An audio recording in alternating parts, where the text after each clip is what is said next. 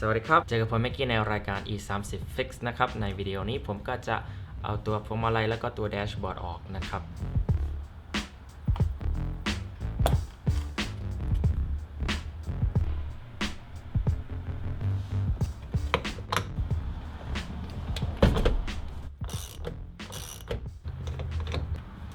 ก็อย่าเพิ่งเอาตัวน็อตออกเราจะดึงพวงมาลัยออกก่อนนะครับ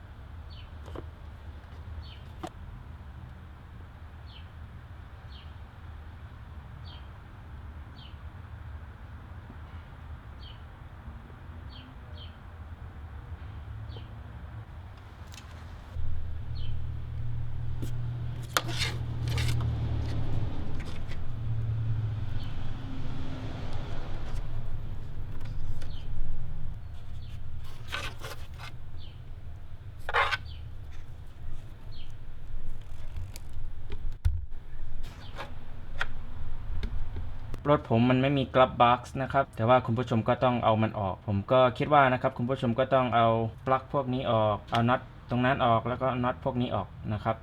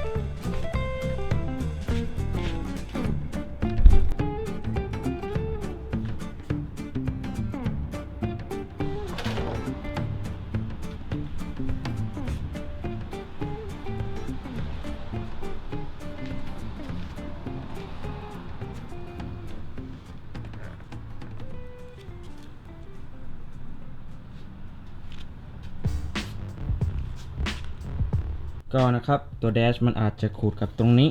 นะครับก็ต้องระมัดระวังนะครับตรงนั้นแล้วก็ตัวนี้นะครับ